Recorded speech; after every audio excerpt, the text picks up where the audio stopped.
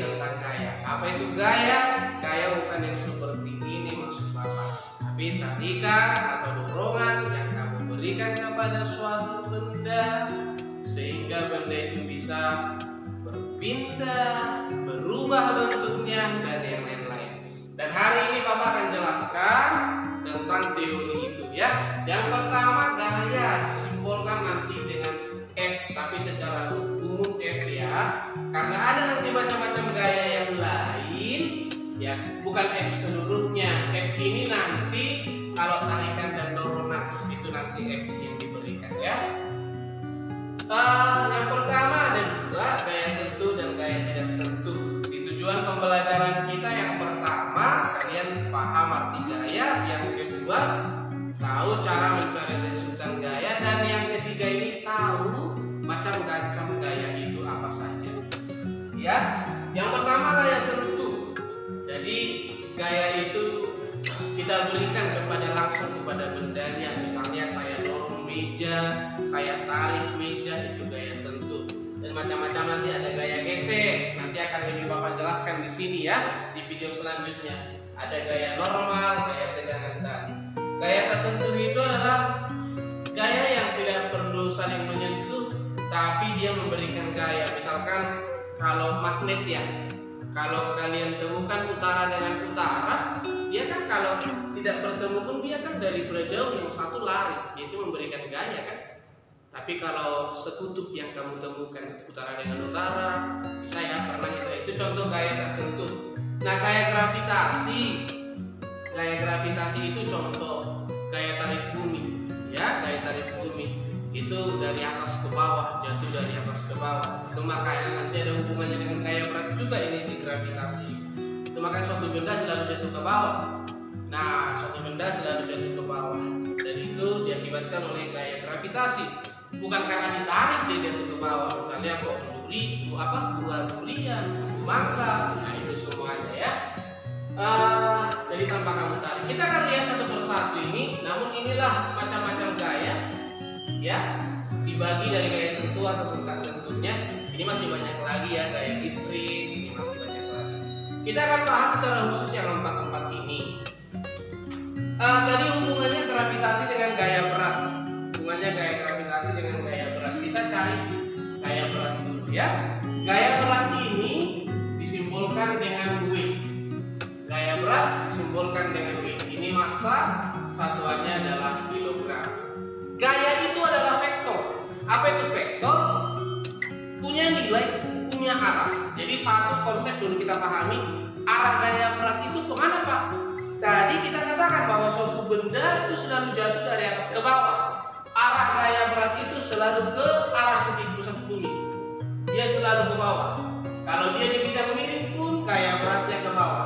Kalau misalnya dia di bidang vertikal seperti ini, gaya beratnya ke bawah. Itu arahnya dulu ya. Ini arah, kalian harus paham dulu. Ini arah ya. Kalau besarnya gimana Pak? Bagaimana cara mencari berat itu? Berat itu dicari dengan mengalihkan antara massanya dengan gravitasi. Kalau gravitasi itu udah ketetapan, nah percepatan gravitasi itu sudah ketetapan, nilainya 9,8 meter per sekon kuadrat, atau sering sekali digenapkan saja dengan 10 meter per sekon kuadrat. Jadi katakan kalau massa benda ini misalnya 20 kg. Jadi kalau kita menggunakan satuan kilogram itu massa, itu bukan berat, itu yang salah terus dalam kehidupan sehari-hari gitu ya. Massanya misalnya 20 kg kali gravitasi itu dari ketetapan, yaitu 10 meter per sekon kuadrat. Ayo kita kalikan, dapat 200 kg meter per sekon kuadrat. Nah, perlu kalian ketahui, inilah yang kita sebut dengan Newton. Itu kilogram meter per sekon kuadrat lah yang kita sebut dengan Newton, yang sering disimbolkan dengan N. Ingat, inilah untuk mencari besarnya. Ini arahnya, ingat ya, arahnya selalu ke bawah. Arah gaya berat itu selalu ke bawah. Itu yang pertama, yaitu gaya berat. Mulai sekarang kamu harus bisa membedakan antara massa dengan berat. Kalau pakai satuan kilogram itu masih berat, ya. Kalau itu masih massa, maaf. Kalau pakai kilogram itu masih massa. Berarti itu kamu kalikan dengan gravitasi. Itu yang pertama. Gaya sentuh yang kedua yaitu gaya gesekan. Gaya gesekan. Nah, yang pertama kan harus tahu bahwa gesekan itu terjadi kalau bidangnya kasar. Kalau bidangnya kasar, kalau bidangnya licin, itu gaya geseknya itu sama dengan 0. Jadi tidak ada. Gaya gesek itu kalau dia licin tidak ada, ya. Gaya geseknya 0 kalau dia licin. Nah, itu dulu ya, gaya gesekan 0. Secara rumus bagaimana cara mencari gaya gesekan itu kamu bahas secara mendalam di SMA. Yang sekarang arahnya dulu, ya, arah untuk gaya gesekan itu, untuk arahnya itu berlawanan arah dengan gerak benda. Misal kalau kamu tarik ini benda ke kanan, maka geseknya ke kiri. Nah, tapi ingat, gesekan itu ya kalau dua buah benda bersentuhan. Kalau dia menggantung aja nggak ada gaya gesek dong. Kalau nggak ada gesek. Tapi kalau udah gini misalnya itu baru ada gaya gesek. Jadi kalau ini kamu tarik ke kanan, gesekannya di kiri. Tapi kalau misal suatu benda kamu tarik ke kanan, misalnya ke kanan ini, dia gesek ke kiri, gaya geseknya ke kanan. Nah, gitu dia. F gesek, gitu loh. Jadi selalu berlawanan arah dengan gerak benda. Contoh Pak, ini saya tarik ke atas. Nih Pak, bendanya geseknya kemana? Ya, ke bawah ini. Kalau ini saya tarik ke atas, kayak geseknya kemana? Ke bawah seperti ini. Itu dulu untuk gaya gesekan. Ingat, kalau dia pada bidang yang kasar, yang kedua dia selalu berlawanan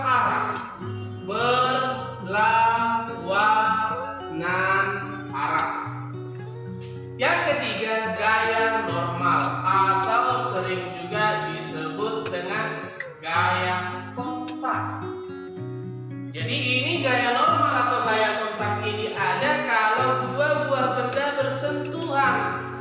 Jadi kalau dia tidak bersentuhan ya tidak ada gaya normalnya. Misalkan ini handphone saya letakkan, ini benda di atasnya misalnya, baru ada gaya normal atau gaya kontak.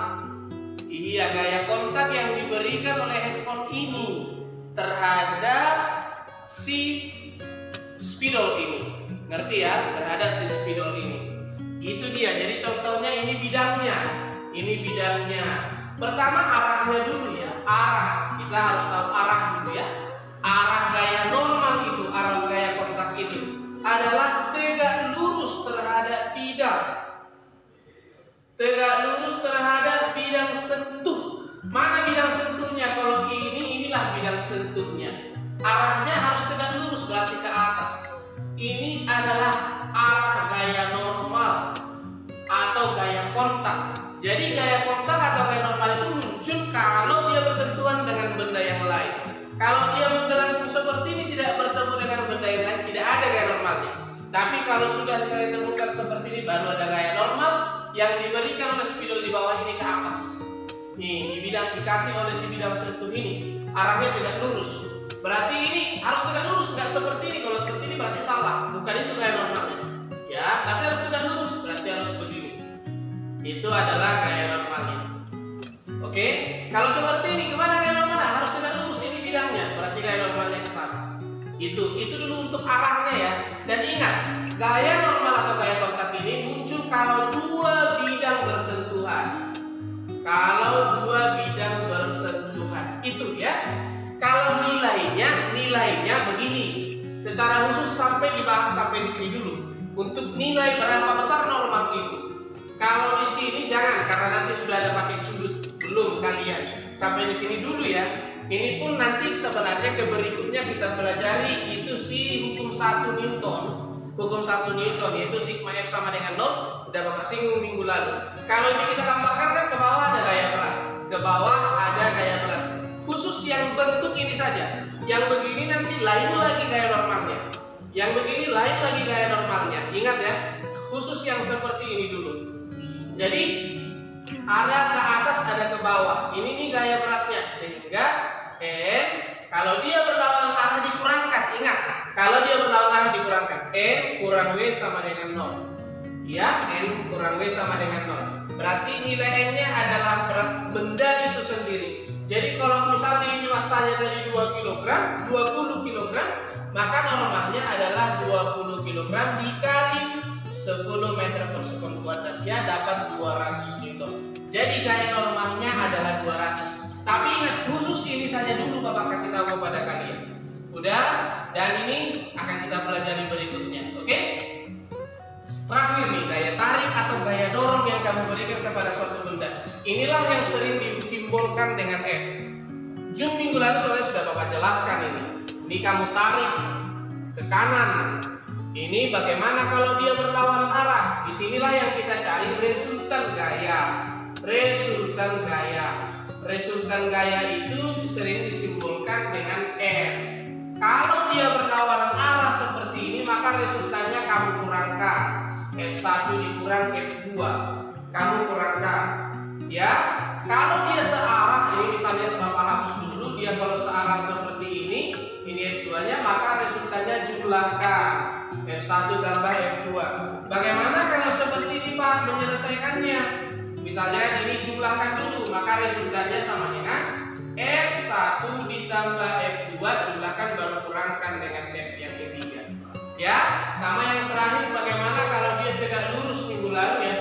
Ini misalnya sama begini, ini F1-nya, ini F2-nya. Maka untuk mencari resultannya adalah F1 kuadrat tambah F2 kuadrat di dalam akar. Nah ya, jadi kalau misalnya ada gaya gesekan pun bisa kita masukkan ke dalam persoalan ini. Misalkan, ini misalnya ya, contoh soal ya. Ini ditarik nih, kamu tarik dengan F sebesar 100 Newton. Ada gaya geseknya, katanya misalnya gaya geseknya nilainya misalnya 20 Newton misalnya. Jadi kamu udah harus tahu, oh gaya gesek itu ke kanan, ke kiri. Kalau bendanya kamu tarik ke kanan, berarti berapa resultannya? F kurang gaya gesek. F-nya siapa? 100 Newton kurang. Contoh gaya geseknya 20, berarti dapat 80 Newton. Jadi kadang di persoalan yang seperti ini kadang gaya gesek bisa dimasukkan. Ya, oke? Demikian tentang keterangan gaya, dan ingat ya, gaya itu vektor. Kamu perlu tahu nilainya berapa, kamu perlu tahu arahnya berapa. Tetapi untuk khusus gaya gesek sama gaya normal, Bapak batasi. Ya, gaya geseknya Bapak batasi hanya sampai ke dalam penggunaan contoh soal seperti ini saja. Ada sebenarnya rumus umum untuk gaya gesek itu. Nah, contoh, oke lah sampai ke situ dulu lah. Ini nanti kamu dapatkan di SMA nanti ya. Demikian dulu penjelasan ini, semoga kalian mengerti perbedaan antara gaya sentuh dengan gaya tidak sentuh. Gaya tidak sentuh tadi seperti magnet. Utara dengan utara coba jumpakan. Mereka itu akan saling mendorong. Ya. Nah, jadi demikian yang bisa Bapak jelaskan tentang gaya ini. Semoga kalian